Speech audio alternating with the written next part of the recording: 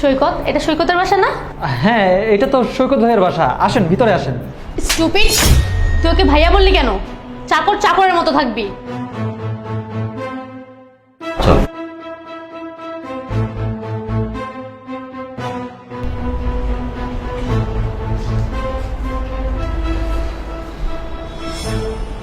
Madam, আপনি একটু আগে যে কাজটা করলেন এটা একদমই ঠিক করেননি। আপনি কিন্তু বিষয়টা আমাকে বুঝিয়ে বলতে পারতেন, ভালোভাবে বলতে পারতেন। তোর মতো চাকরকে বুঝিয়ে বলবো আমি? চাকর চাকরের মতো থাক। বাড়ির স্যারকে কেন তুই নাম ধরে ডেকে পরে ভাইয়া বলবি? হ্যাঁ, আরে আশ্চর্য, আমি কাকে ভাই বলবো কাকে স্যার বলবো সেটা একান্ত আমার বিষয়। আপনারা আমাদের বাসায় মেহমান আসছেন, আপনারা বসেন, কথাবার্তা বলবেন, চলে যাবেন, শেষ। তুই কি আমাকে শেখাবি কোনটা ভালো আর কোনটা খারাপ? দেখেন, এবার কিন্তু আপনি লিমিটের বাইরে কথাবার্তা বলতেছেন। আমি কাকে কি বলবো না বলবো সেটা একান্ত আমার বিষয়। তাছাড়া আপনি আমাকে বারবার চাকর চাকর করতেছেন কিসের জন্য? দেখেছো বাবা, দেখেছো ওই চাকরটার আসপদরা কত? ও আবারও ভাইয়া ভাইয়া বলে ডাকছে। ও দুই গালে আরো দুইটা চড় দেওয়া দরকার। এই ছোট লোক, এই তোকে তো আসলে একটা চর মারা ভুল হয়ে গেছে। তোকে একাধিক চর মারা উচিত ছিল। তোর সাহস কত বড়! তুই হলি একটা গরিব ছোট লোক চাকর, এই বাড়ির চাকর। তুই বাড়ির মালিককে ভাইয়া করে ডাকবি কেন? এই তুই বাড়ির মালিককে সারা ভাবে ম্যাডাম ডাকবি? অসভ্য! তোর ম্যানার জানা নাই? এই গরিব, তুই জানিস ওকে? ও এই বাড়ির হবু মালকে তোর সৈকত একে বিয়ে করবে। ও আমার মেয়ে আর সৈকতের গার্লফ্রেন্ড। ও ঠিক আছে, এবার বুঝতে পারছি। আচ্ছা ঠিক আছে, তাহলে আপনারা বসেন। ভাই একটু ব্যস্ত আছে, আমি একটু পরে ডেকে দিচ্ছি, বসেন। এই বসা বসি পড়া হবে, আগে তুই যা সৈকতকে ডাক দে। আরে আশ্চর্য, আমি বুঝতে পারতেছি না আপনারা বারবার একই রিয়েক্ট কেন আমার সাথে করতেছেন। আমি তো বললাম আপনারা বসেন, আমি পরে একটু পরে ভাইকে ডেকে দিচ্ছি।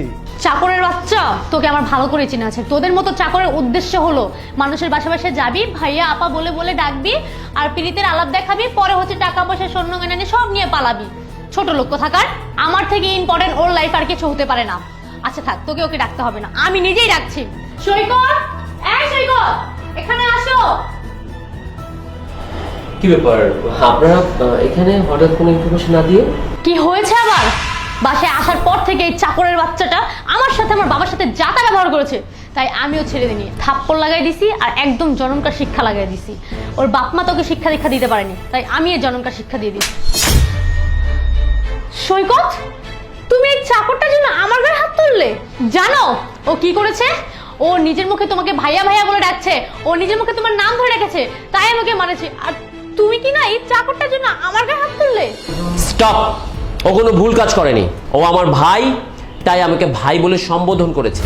ও আমার আপন মায়ের পেটের ভাই, বুঝতে পেরেছো? মানে তোমার কি মাথা ঠিক আছে? এই চাকরটা তোমার ভাই? মানেটা হলো হি ইজ মাই ব্রাদার। আর তুমি আমার ভাইকে চাকর ভেবে তার গায়ে হাত তুলেছো? এই তোমার সাহস কি করে হয় আমার ভাইয়ের সাথে এই ধরনের ব্যবহার করার জন্য? আচ্ছা বাদ দিলাম, ধরে নিলাম ও আমার ভাই না, ও কোনো একটা বাড়ির চাকর বা আমার বাড়ির চাকর। তারপরেও তুমি ওর সাথে এই ধরনের ব্যবহার করবে কেন? ও কি অন্যায় করেছে বলো? কিভাবে সম্ভব? ওর কাপড় চোপড় কি গ্রামের ক্ষেতের মতো দেখতে, ওকে দেখে কে বলবে যে তোমার ভাই? আমার হয়ে তোমার সাফাই গাইতে হবে না। তুমি আমাকে এক্সপ্লেইন করো, আমার বাইরে গায়ে তুমি যে হাত তুলেছো, কেন তুলেছো? কি অন্যায় সে করেছে? আর এই যে আঙ্কেল, আপনি তোর বাবা, বুজুর্গ মানুষ, আপনি আপনার মেয়েকে কি শিক্ষা দিয়েছেন? হ্যাঁ, বাড়ির কাজের লোকদের সাথে এই ধরনের ব্যবহার করতে? তার মানে ধরে নেওয়া যায় আপনি আপনার বাড়ির কাজের লোকের সাথে এই ধরনের ব্যবহার করেন? না আঙ্কেল, এটা তো মেনে নেওয়া যায় না। কাজের লোক হলেও তারাও তো মানুষ, মানুষের সাথে মানুষ কি এই ধরনের ব্যবহার করে? তারা কি ন্যূনতম একটু ভালো ব্যবহার আশা করেন আপনাদের কাছ থেকে? বাবা সৈকত শোনো, মানে ঘটনা হচ্ছে যে ও তো একটা চাকরের মতন দেখতে, আর মানে গেটটা খুলেই বলছে সৈকত ভাইয়া, তাই আমার মেয়ে ভাবছে বাড়ির মালিককে কেন ভাইয়া বলে ডাকবে। একটা সম্মান আছে না, বাড়ির মালিককে স্যার ডাকবে, যারা মহিলা তাদেরকে ম্যাডাম ডাকবে, আর ও কেমন ভাইয়া বলে ডাকছে। এই জন্য আমার মেয়ে রিয়াক্ট করছে। আসলে মালিককে কেমন করে ভাইয়া বলবে বলো? আচ্ছা সৈকত, যাই হয়েছে এবার বাদ দাও না। এবার তো আমরা চিনেছি যে এটা আমার দেবর হবে সামনে, আর দেবর ভাবের সাথে তো একটু দুষ্টামি হয়, ওরকম একটু।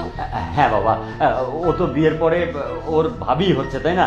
ভাবি হিসেবে একটা চর না হয় মেরে দিয়েছে। ও আচ্ছা, আমার ভাবি হিসেবে আমাকে একটা থাপ্পড় মেরেছে, তাই না? মানে আমার ভাবি তার দেবরকে থাপ্পড় মেরেছে, কিন্তু আমাকে যে যখন থাপ্পড়টা মেরেছিল তখন কিন্তু দেবর হিসেবে থাপ্পড়টা মারেনি। থাপ্পড়টা মেরেছিল একজন চাকর হিসেবে, একজন অসহায় মানুষ হিসেবে, গরিব হিসেবে। আমার সঙ্গে আপনারা যে ব্যবহারটা আজকে করেছেন, ঠিক এই ধরনের ব্যবহার আপনারা আর কত মানুষের সাথে করেন সেটা আপনার আচরণ দেখে এখন বোঝা যাচ্ছে। আর যারা এইরকম ছোট লোক, গরিব, অসহায় মানুষের সাথে করে, তারা কখনো আমার ভাবি হতে পারে না। আমি তাকে কখনো ভাবি হিসেবে মানবো না। থাম, ও তখনই তোর ভাবি হবে যখন আমি ওকে বিয়ে করব। এরকম একটা মেয়ে তো আমি কখনো বিয়ে করব না, কারণ এই মেয়েটা আমার বাড়িতে আমার যখন মেহমানরা আসবে, আমার গ্রামের লোকজন যখন আসবে, তখন তো তাদের সাথে খুব বাজে বিহেভ করবে, চাকর বাকর বলে বাড়ি থেকে বের করে দিবে। এখন সে আমার পিয়ন্সে, তার সাথে আমার বিয়ে হয়নি, এখনই সে এরকম ব্যবহার করছে, এরপরে তো আরো বাজে ব্যবহার করবে। সৈকত একটু বোঝার চেষ্টা করো, তোমার কথা ভুল হচ্ছে। আরো আগেই তোমার মতো মেয়েকে আমার চিনে নেওয়া উচিত ছিল, এখন চিনেছি। বেশ ভালো হয়েছে এই ধরনের একটা কোইন্সিডেন্স ঘটে গিয়েছে, তা না হলে তোমার আসল রূপটা তো আমার মুখের সামনে আসতোই না। শুনুন, আপনার মেয়েকে আমি বিয়ে করছি না, কারণ এই মেয়ে আমার বাড়ির বউ হবার কোনো যোগ্যতা রাখে না। সো আজকের পর থেকে আমাকে ভুলে যাও, আমার সাথে বিন্দুমাত্র যোগাযোগ করার চেষ্টা করবে না।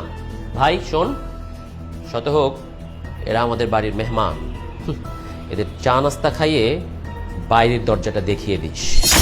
ঠিক আছে ভাইয়া। তো আপনারা এখন কি করবেন? আমাদের বাসায় চা নাস্তা করবেন নাকি নিজেদের বাসায় গিয়ে চা নাস্তা করবেন? ও হ্যাঁ, আমার মনে হয় কি আপনাদের নিজের বাসায় গিয়ে চা নাস্তা করা উচিত। প্লিজ আসুন, এবার আসেন।